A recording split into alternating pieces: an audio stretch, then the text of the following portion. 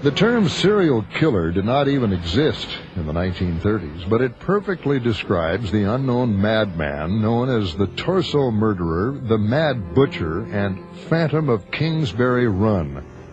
America's first serial killer prowled for more than a decade and was never caught. In September 1934, the first piece of a horrific jigsaw puzzle washed up on the Lake Erie shore. Cleveland police called it the Lady in the Lake. It was the dismembered torso of a woman. Cleveland was a dirty town. Prohibition had been repealed, but corruption and danger were still everywhere. The city's mobsters, deprived of income from illegal booze, moved headlong into the business of illegal gambling and scamming immigrants. On September 23, 1935, two boys found the naked remains of a young male lying neatly on a hillside near Kingsbury Run, a gully laced with railroad tracks. The killer had cut off the head and genitals. It had rope burns on the wrists. The victim had struggled. Nearby, police found a second body, identically mutilated but far more decomposed. 60 feet from the second body was the head of the first.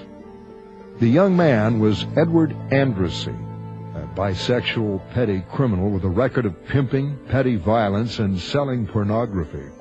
Known associates and relatives of Andrassy could supply no clues to why he was killed. One possible link was that Andrassy had once been a nurse in a mental institution, and the killer was, without a doubt, insane. Police tried to fingerprint the second corpse, but the putrid skin sloughed off the fingers. His identification was never discovered. Mayor Harold Burton hired Eliot Ness as public safety director. Famous for putting Al Capone behind bars, Ness took the job in December of 1935. Crime could not be fought with a corrupt police force. Ness instigated surveillance, wiretaps, and sting operations to root out cops on the take. Over a period of 2 years, scores of officers and beat cops were retired or fired. Hundreds more were transferred to other precincts where their corruption could not taint honest cops. Cleveland also had the second worst reputation in the country regarding traffic accidents and fatalities. Ness instituted new traffic lights, stern enforcement, high police visibility, and stiff fines for infractions. Increased income from traffic fines poured back into the Cleveland PD, which boasted new state-of-the-art radio prowl cars and a shiny fleet of Harley-Davidson motorcycles. Within 2 years, Cleveland ranked number 2 in U.S. traffic safety. Then the Phantom struck again. On January 26, 1936, a Cleveland butcher found 2 large burlap bags sitting in the snow. They contained the neatly disarticulated arm, 2 thighs, and the lower torso of a woman. Fingerprints ID'd the deceased as Flo Polillo, a middle-aged prostitute. Near the bag, police spotted a size 12 footprint in the snow. Inside the bag, they found traces of chicken feathers and coal dust. The clues did not lead anywhere. Her head was never found. Based on an examination of the wounds, coroner Samuel Gerber theorized that the woman, Polillo, had been beheaded while she was still alive. In June, the Phantom struck again. The headless torso of a young white male was found in Kingsbury Run. A dark sedan, possibly a Cadillac, was seen nearby the night before.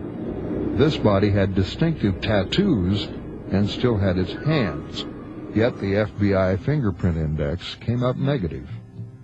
The anonymous victim would be known only as the Tattooed Man. The lead detective, Pete Murillo, exchanged information with other police outside Cleveland. Similarly mutilated bodies found in other train yards indicated the killer may have been riding the rails from state to state. Ness limited his men to their own jurisdiction. Cleveland had enough mystery without adding to it. September 10, 1936, another victim, male, 5'10", 150 pounds, decapitated, unidentifiable, known simply as Number 6. This time, a witness had spotted a green Ford truck. If it was related, the killer might have more than one vehicle available. February 23, 1937. The upper half of a female torso washed up on the shore of Lake Erie. Coroner Gerber refused to link it to the 1934 lady in the lake, stating it was coincidence. 1937. The remains of a young black woman. Dental records suggested she was Rose Wallace, who had vanished weeks before, but there wasn't enough to be sure. Inside the bag with the remains was a newspaper dated June 5th, 1936, exactly 1 year before, and the exact same day the body of the tattooed man was found. The killer was playing with the police and Eliot Ness. Otherwise, Ness continued his crime-busting task. Criminal Chief Mo DeLitz felt enough pressure to get out of town. Casinos run with police protection closed down. Slowly, Cleveland emerged from the Depression. Then, victim number 9. His fingernails were neat and clean, indicating he wasn't a transient, and the method of dismemberment was different. The incisions were jagged and choppy, indicating the killer was rushed or that his mental condition was deteriorating. The body had been gutted like a deer, and the heart had been ripped out of the rib cage. March 3rd, 1938. Another torso, another glimpse of a dark sedan. May 7th, 1938. The bisected torso, 2 thighs, a shin, and a foot of a black woman with morphine in her system. 6 long blonde hairs clung to her leg. Instead of the neat carving of before, the murderer had torn the head off the corpse with his bare hands. Ness, Coroner Gerber, and a dozen others held a top-level meeting to share what they knew of the torso murderer. The clues were few. Phantom of Kingsbury Run was assumed to be a man, probably right-handed. Ness felt the killer was strong as an ox, since bodies were carried to their resting places and the dismemberment lacked the jagged cuts of hesitation. Hair clinging to one of the victims indicated the killer might be blonde. Coroner Gerber pushed his theory that the killer had knowledge of surgical technique. Several bodies were dumped miles from the Roaring Third. That meant the Phantom had a vehicle available, probably his own, since blood stains in a borrowed car could be a big problem. 2 types of vehicles had been seen, possibly indicating the Phantom had access to more than one car. The Phantom moved through the Roaring Third and Kingsbury Run without attracting attention, blending with the derelicts and whores. He could be a transient, maybe a railroad worker, a railroad policeman. Ness thought the killer would need a workshop, a laboratory, so to speak, to perform his butchery. It could be as simple as an empty boxcar or vacant slum room, or as complex as a doctor's surgical theater. Police scoured the tenements, any basement, attic, or unused hiding place that might have been the Phantom's den of horror. No hideout was found. The son of one of the wealthy families of Cleveland came under Ness's suspicion. A degenerate who knew the area of the Roaring Third, the man was estranged from his wealthy family, although they still held influence. Ness secretly arranged a lie detector test, which indicated the man was lying. Before he could be arrested, the suspect voluntarily entered an asylum. A legally insane person could not be arrested. Ness received anonymous letters signed "Your Paranoid Nemesis," but kept them secret, privately satisfied that the public was safe. Then, in mid-August 1938, 2 more torsos were unearthed in a vacant lot just 2 blocks from Ness's office, as if the killer were taunting him. Analysis indicated the bodies had been buried weeks earlier, but had actually been killed and dismembered more than 6 months before, and refrigerated. Political pressure called for action, any action. Ness ordered the shanties in Kingsbury Run burned to the ground and transients arrested by the dozens. The area was a fire trap, Ness told reporters. Off the record, He said this would eliminate potential victims for the Phantom. Eliot Ness's political rival, Sheriff O'Donnell, proclaimed the mystery solved when he arrested a thug named Frank Dolezal in August of 1938. The alcoholic resident of the roaring 3rd District had known Flo Polillo and was known for his brutal temper. But Dolezal's signed confession didn't match the facts, and he could not be linked to the other killings, which were no doubt the work of the same person. A public defender discovered deputies had beaten Dolezal until he signed a confession.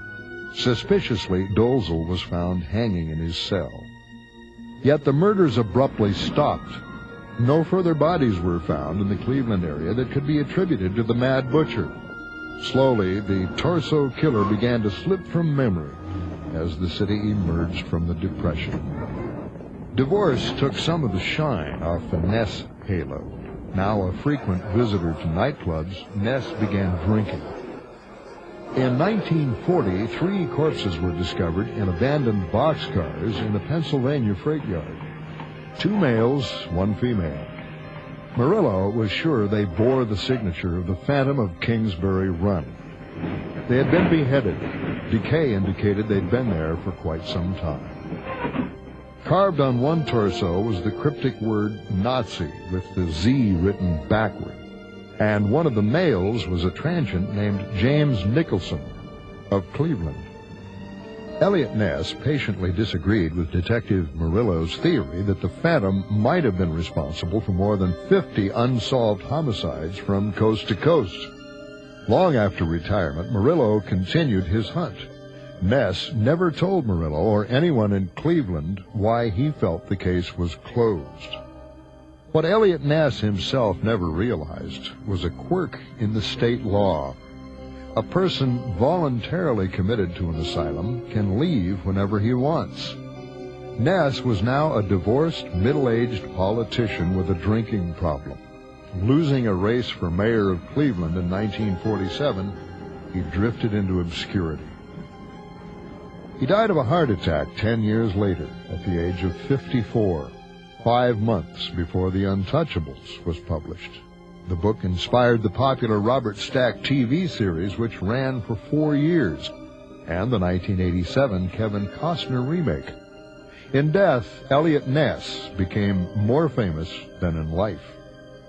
For all his real accomplishments, Ness never officially closed the case of the Mad Butcher.